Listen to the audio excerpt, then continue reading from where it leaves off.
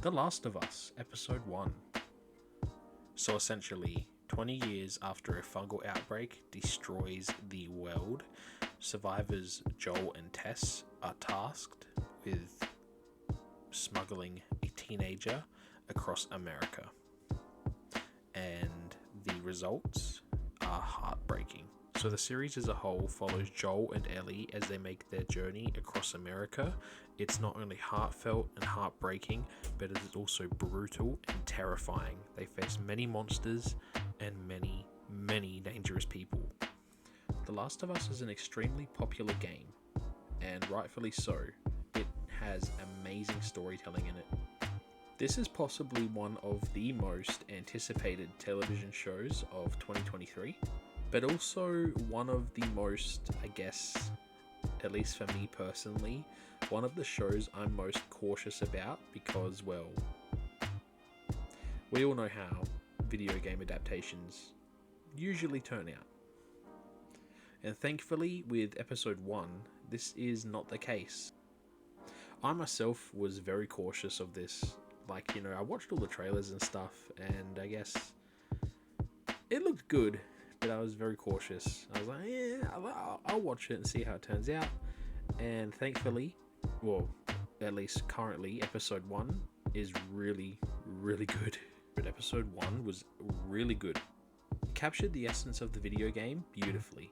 So this episode knocks it out of the park in terms of capturing the feel of the game, the desperation of the people and survivors after the outbreak, the danger, the constant danger they're always in, the sadness because they've just had so much traumatic experiences. The world just feels cruel, much like the video games. If you play the video games, you know what to expect.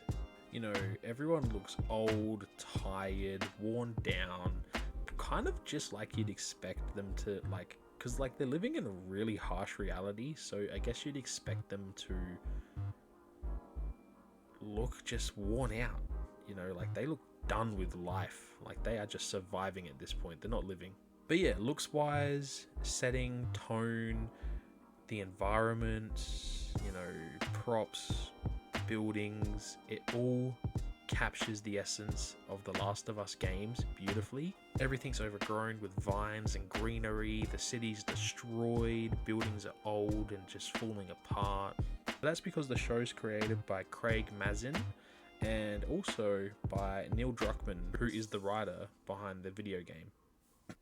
At first, I was a little bit kind of skeptical, I was kind of thinking more why do we need this as a TV show when the video games do such an amazing job storytelling on their own? And then I realized not everyone plays video games or has access to video games.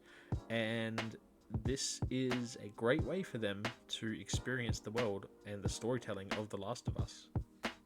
This episode, it feels like it was crafted with the love and respect for the source material, and it gives me the vibe that it's not just for the fans, it's also for a new and wider audience. Like I said, not everyone plays video games.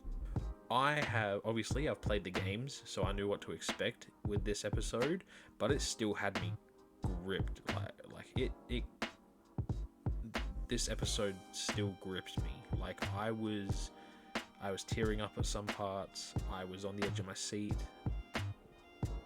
I was hooked. I do think that's because Pedro Pascal as Joel, fantastic job. This episode focuses a lot on him,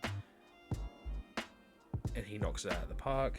Ellie, played by Bella Ramsey, she was really good.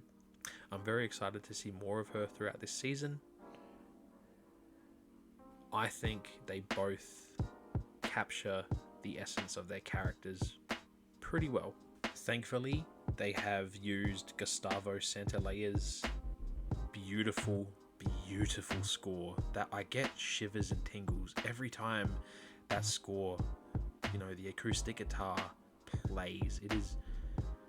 It's beautiful. I listen to that soundtrack in my playlist a lot, more than I'd like to admit, but can you really blame me? Honestly, if this is the quality of The Last of Us going forward, this is going to be a great show. episode 1 is definitely worth the watch. Anyway, guys, that's it for me. Thanks for watching.